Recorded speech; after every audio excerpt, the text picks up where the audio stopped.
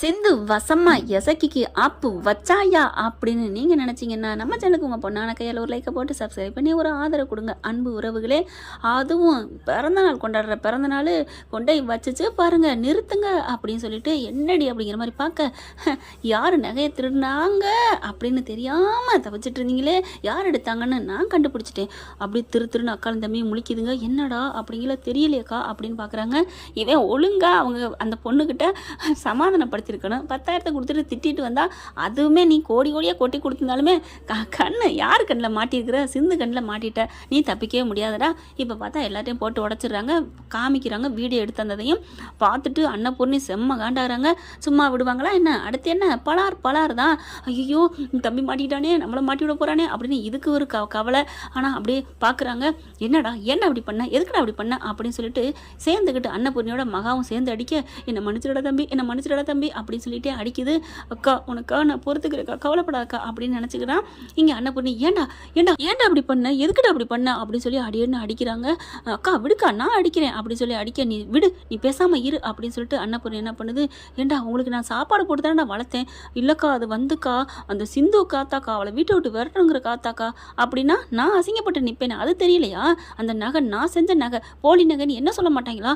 இல்லைக்கா அது வந்துக்கா, வாயை மூடுறா, அப்படிப்பட்டவன் என்ன பண்ணிக்கணும், நகையை ஏன்ட்ட கொடுத்துருக்கணும், நீ நம்ப மாட்டீங்கல்ல, வாங்கிட்டு ஏதாவது சொல்லிடுவீங்கள. டே என்னடா பேச்சு பேசுகிற, நான் அசிங்கப்பட்டு கூனி குருவி அந்த பதவியை விலக்கிட்டு என்னென்ன பேசுனாங்க, நீ சிந்துவை மட்டும் நினச்சிருந்தா இந்த செயல் செஞ்சுருக்க மாட்டேன் அப்படின்னு சொல்லிட்டு, நான் எப்படி பட்டாலும் பரவாயில்ல, நான் எப்படி அசிங்கப்பட்டாலும் பரவாயில்ல தான் நீ நினச்சிருக்க, அப்படிலாம் இல்லைக்கா அடைச்சி வாயை மூடுறா அப்படின்னு சொல்கிறாங்க. நீ இப்படி பண்ணதுக்கு அதுக்கு சிந்து எவ்வளோ மேல்றா அப்படின்னு சொன்ன கையோட சிந்துவுக்கு சந்தோஷம் தாங்கலை. ஆகா அத்தை ஏற்றுக்கிட்டாலே அப்படிங்கிற மாதிரி. ஆமாடா என்ன பார்க்குற, நீ என்ன ஊர் மத்தியில் அவ்வளோ அசிங்கப்படுத்திட்ட, திருடிங்கிற பட்டத்தை கொடுத்துட்ட, அவளாவது ஒரு விரும்பினவங்க ஊர் உலகத்தில் கல்யாணம் பண்ணுவாங்க தான், அது யார் வேணாலும் ஏற்றுக்கலாம். ஆனால் நீ பண்ணது நல்ல வேலை, அதையுமே யார் கண்டுபிடிச்சது, என் பிள்ளைங்க கண்டுபிடிச்சாங்க, ஆனால் யாருன்னு மட்டும் தெரியாமல் இருந்தேன், அதையும் கொண்டாந்து என் மனசில் உள்ள அழுக்க பாரத்தை நீக்கிட்டா சிந்து, அதனால் அவளை நான் மன்னிச்சிருவேன்டா, ஆனால் ஒன்று நான் மன்னிக்க மாட்டேன்டா, மரியாதையை மன்னிக்க மாட்டேன் அப்படின்னு சொல்லிட்டு, அக்கா என்னை மன்னிச்சிருக்கா, நான் வேணா அந்த வீட்டை விட்டு போயிடுறேன்க்கா. என்னது வீட்டை விட்டு போறியா, உன்னை வீட்டை விட்டு போகிறதுக்கு தான் இவ்வளோ நேரம் தம் கட்டி பேசுன்னு நினைக்கிறியா, உன்னை ஜெயிலில் பிடிச்சி போட போகிறேன். ஏ பைரவி சஞ்சய்க்கு கால் பண்ணு அப்படி சொல்ல, சஞ்சய் என்ன வீட்டு கூர்க்காவா, டக்குன்னு கால் பண்ணுறாங்க. அந்த அம்மாவும் வேகமாக சஞ்சய் ஓ காலிங் அப்படின்னு சொல்ல, அத்தை காலிங்கன்னு இந்த வந்துட்டேன் பைரவி வந்துட்டேன் அப்படின்னு ஓடி வராங்க. இங்கே பார்த்தா வேகமாக அரெஸ்ட் பண்ணுறாங்க. எல்லா இது நடந்தது பூரா சொல்ல, பாவி நினச்சேன்டா உன்னை அந்த இடத்துல காணுங்க. இப்போ நினைப்பேன், அப்போ நினைக்கலையோ, சஞ்சய்கிட்ட படம் வரைஞ்சே கொடுத்தேன், அப்பயே விட்டுட்டேன், இப்போ இழுத்துட்டு போங்க அப்படின்னு தள்ளி விடுறாங்க. அப்படியே பார்க்குறாங்களா, ஏறு இனிமேல் இந்த வீட்டு பக்கம் வந்துடாத அப்படின்னு ஒரு பெட்டியை தூக்கி விட்றா அப்படின்னு கொண்டு போடா அப்படின்னு சொல்ல, அப்படியே பார்க்குறாங்க. விலங்க மாட்டி இந்த பெட்டியோட அங்கேயே போயிட சொல்லு, அங்கேருந்து எங்கிட்ட போட்டோம். அத்தை நான் அக்கா நான் உங்கள் மாப்பிள்ளையா கேப்பிளையா, தப்பு பண்ணவே இந்த வீட்டில் யாருமே இருக்கக்கூடாது அப்படின்னு சொல்லிட்டு கிளம்புடா அப்படிங்கிறாங்க. அதுக்கப்புறம் சிந்துக்கிட்ட வராங்க. அப்படியே நிற்க, என்னை மன்னிச்சிரு சிந்து, நீ எவ்வளோ நல்லது பண்ணிக்க தெரியுமா, நான் என் மனசு பூரா அரிச்சுக்கிட்டே இருந்துச்சு, யார் இப்படி பண்ணியிருப்பான்னு. ஐயோ நீ அந்த பைத்தியத்துலேருந்து என்னை நீ காப்பாற்றிருக்க, இதுக்காக உனக்கு நான் நல்லது பண்ணலான்னு நினைக்கிறேன் அப்படின்னு சொல்ல, அத்தை அப்படின்னு பார்க்குறாங்க. மகா உடனே, அக்கா என்னக்கா பண்ண போகிறீங்க, நீ சும்மா இரு மகா அப்படின்ட்டு, இங்கே பார் இனிமேல் நீ வெளியிலலாம் சமைக்க வேணாம் அத்தை அப்படிங்கிறாங்க. நீ வீட்டில் இருந்துக்கோ, நீ வீட்டில் சமைச்சிக்கோ, எல்லாம் நல்லபடியாக நீ இருந்துக்கோ, ஆனால் ஒரு வருஷம் கழிச்சு என்ன முடிவு வருதோ அதை நீ ஏற்றுக்கணும். இது போதும் த, இது போதுமே என் கால்கள் வானில் போகுமே அப்படின்ட்டு அப்படி காலில் விழுகிறாங்க. சரி போ அப்படின்ட்டு போகிறாங்க. யார் எதுவுமே இனிமேல் இதை பற்றி பேச வேணாம் விட்டுருங்க அப்படின்னு சொல்லிட்டு, அப்படி எப்படி வந்தோம்ல அப்படின்னு சிந்து என்ன பண்ணுது, மகா ஒரு இடி இடிச்சிட்டு போகுது. அடி பாவி அப்படின்னு நினைக்க, இங்கே ஆறுமுகம் பைரவியும் சூப்பர் கை கொடு அப்படிங்கிறாங்க. இங்கே சிவாவும் ரொம்ப சூப்பர் சொல்லி ரொம்ப சந்தோஷம், டாக்டரே அப்படின்னு சொல்லிட்டு சிவாவை சிந்து தூக்கிடுறாங்க. விடு அப்படின்னு சொல்ல, இல்லை டாக்டரே அப்படின்னு சொல்லிட்டு, டாக்டர் நல்லா ஒல்லியாக இருக்கும் பச்சக்குன்னு தூக்கிடுறாங்க. இதே ஆறுமுகம் வந்து தூக்க முடியாதுல்ல, கரெக்டாக இல்லை எனக்கு கமெண்ட்ஸில் சொல்லுங்கள் ஃப்ரெண்ட்ஸ். இப்போ என்ன பண்ணுறாங்க, அப்போ டக்குன்னு சாமான்லாம் எடுக்க, அதெல்லாம் கிடக்கட்டும், அதெல்லாம் ஆளுங்க எடுத்துப்பாங்க, நீ வா அப்படின்னு சொல்லி ரூமுக்கு கூட்டி போகிறாரு. டாக்டரே ஓ ரூமுக்கா, அதான் அம்மா சொல்லிட்டாங்களே, பெரியம்மா சொல்லிட்டாங்களே, அப்புறம் என்ன, அப்புறம் வந்து திட்டிட மாட்டாங்களே, அட வா பார்த்துக்கலாம் அப்படின்னு கூட்டிகிட்டு கதவை சாத்துறாரு. போயிட்டு பகிருங்குது மகாவுக்கு, என்னது இவ வீட்டுக்குள்ளே வந்தா, மெல்ல ரூமுக்குள்ளே வந்தா, அப்புறம் என் புள்ள ரூமுக்கே போயிட்டாலே, டே எசக்கி ஒரு விஷயத்தை சரியாக பண்ணியிருந்தா இப்படிலாம் ஆயிருக்குமான்னு நொந்துக்கிறது. அடுத்து பார்க்குறாங்க, காலையில் எந்திரிச்சோன்னே போய் அக்கா கிட்ட சொல்லணும் அப்படின்ட்டு வேகமாக போகுது. அப்படி பம்மிக்கிட்டே நிற்கிது. அன்னப்பூர்ணி பார்க்குது. என்ன எதுக்கு இப்போ பக்கத்தில் வந்து நிற்கிற? இல்லைக்கா அது வந்து ஒன்று சொல்லணுக்கா. என்ன சொல்ல போகிற சொல்லு. அது வந்துக்கா சொல்லு. நீ ஏக்கா உள்ளார விட்ட? ஏன் உன் தம்பி பண்ணதை விட அவள் பண்ணது ஒன்றும் பெருசு இல்லையே. என் நெஞ்சு கூனி குருவி நின்னேன் தெரியுமா அன்னைக்கு. எப்படி பண்ணான்? பேசாமல் தானே இருந்தான். இல்லைக்கா அது இந்த சிந்து மேலே உள்ள கோபத்தில் தான். ஓ சிந்து மேலே உள்ள கோபத்தில் சாப்பாட்டில் ஏதாவது எடுத்து வச்சா தின்றுவியா? அக்கா அப்படிலாம் இல்லைக்கா.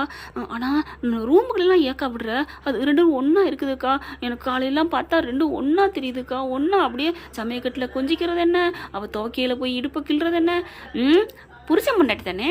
இன்னும் கோர்ட்லேருந்து தீர்ப்பு வரல இல்லை, டைவர்ஸ் ஆகலை இல்லை, 1 வருஷம் இருக்குன்னு சொல்லிட்டு அந்த வக்கீல் அம்மாவா அந்த நீதிபதி சொல்லியிருக்குல்ல. அப்புறம் என்ன உனக்கு? போப்போ வேலையை பாரு அப்படின்னு சொல்ல அப்படி பார்க்குது. சே என்ன இது இப்படி போச்சு. ஐயோ இதுக்கு 2 ஒன்றா கூடி கொலாவறதை பார்த்தா ஒன்று சேர்ந்துருவாங்க போல இருக்கே அப்படின்னு நினச்சிக்கிட்டு இருக்கு, தவிச்சிட்டு இருக்கு இந்த பிள்ளை. அதுக்கப்புறம் போயிட்டு தம்பியை போய் பார்க்குதுங்க. யாருக்கும் தெரியாமல் திருட்டுத்தனமா. ஏண்டா அப்படி ஆயிடுச்சேடா தம்பி அப்படின்னு. அக்கா நான் என்னக்கா பண்ணுறது? போக்கா நான் மட்டும் மாட்டிக்கிட்டு முழிக்கிறேன்க்கா. தம்பி நான் வந்திருக்கேன்டா. காசு உனக்கு எவ்வளோ வேணாலும் செலவு பண்ணி வெளியில் எடுப்பேன்டா. நீ எடுக்கிறது பெருசு இல்லைக்கா. பெட்டியை தூக்கி கையில் கொடுத்துருச்சேக்கா. நான் என்னக்கா பண்ணுவேன்? அதெல்லாம் கவலைப்படாத, நான் ஏதாவது பேசிடுறேன். அந்த சிந்து என்ன அந்த அக்கா அப்படியே வீட்டை விட்டு விரட்டினா அன்னப்பூர்ணி இப்போ வீட்டுக்குள்ளே சேர்த்துக்கலையா என்ன? நீனும் மருமையன், அதுவும் சொந்த மருமையன் விட்டுருமா என்ன? நான் விட்டுருவேனாடா? ஏன் தம்பியை நான் விடுவேனாடா? தைரியமாக இரு அப்படின்ட்டு போகுது. பார்க்குறாங்க. என்ன குற்றவாளியை வெளில எடுக்க பார்க்குறீங்களா?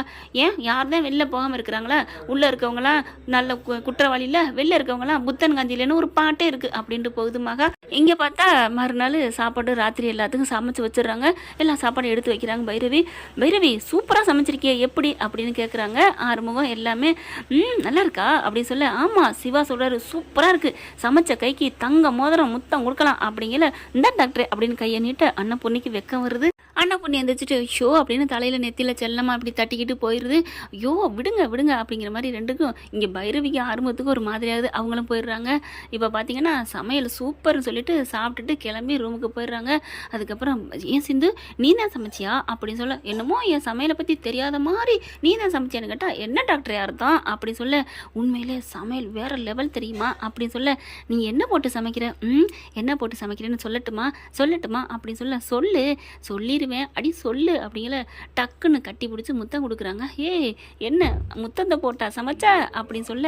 இல்லை டாக்டரே அன்பு காதல் உன்னை நினச்சிக்கிட்டே சமைச்சேன்னா அதில் சமையல் பொருள் போடுறத விட காதல் பிடிச்சவங்க மாணி அவங்களோட நினைப்போட சமைச்சேன்னு வச்சுங்களேன் எகிரிக்கிட்டு போகுது தெரியுமா டிஆர்பி அப்படின்னு சொல்ல. அது என்னமோ கரெக்டு தாண்டி அப்படின்னு சொல்லிக்கிட்டு இருக்கல. கையை காமிக்கிறாங்க. என்ன நீங்கள் தானே சொன்னீங்க சமைச்ச கைக்கு கிஸ்ஸு கொடுக்கணும், கொடுங்க டாக்டர் அப்படின்னு கொடுக்க. நீ சொன்னது கையால் சமைச்சேன்னு சொல்லலையே, அப்புறம் மனசால சமைச்சேன்னு தானே சொன்னேன். ஆமாம் டாக்டரு அப்படின்னு சொல்லிட்டு. அப்போ மனசுக்கு கொடுக்க போறியா டாக்டர்? ஆமாம் அப்படின்னு சொல்லிட்டு டக்குன்னு அவங்க ஹார்ட்டில் முத்தத்தை பதிக்கிறாரு. அப்படியே சிந்துக்கு ஜில்லுன்னு அப்படியே சிவங்குது, ஒரு மாதிரி ஆயிடுது. டாக்டரே அப்படிங்கிறாங்க. சிவாவும் ரொம்ப சந்தோஷப்படுறாரு. அப்படியே நம்ம சிந்துவை தூக்கிடுறாங்க. தூக்கி 2 சுற்று சுற்றுறாங்க. அதுக்கப்புறம் இறக்கி உட்கார வைக்கிறாங்க மெத்தையில்.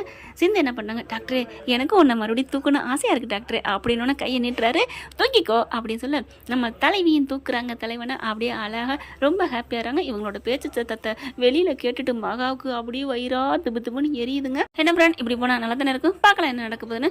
இந்த பதிவு உங்களுக்கு பிடிச்சிருந்துச்சுன்னா உங்கள் பொண்ணான கையில் லைக்கை போட்டு சப்ஸ்கிரைப் பண்ணுங்க. Thank you friends. இந்த வீடியோ உங்களுக்கு பிடிச்சிருந்தா தயவு செய்து லைக் பண்ணுங்க. இன்னும் அப்டேட்ஸ்க்காக சேனலை சப்ஸ்கிரைப் பண்ண மறக்காதீங்க. நம்ம கிட்ட இருக்க எல்லா சேனல்ஸோட லேட்டஸ்ட் வீடியோ அப்டேட்ஸ்க்காக மேல ரைட் சைட்ல காட்டுற லிங்கை கிளிக் பண்ணி வாட்ஸ்அப் குரூப்ல ஜாயின் பண்ணுங்க. உங்களிடம் விடைபெறுவது நான் உங்கள் மெஹர்.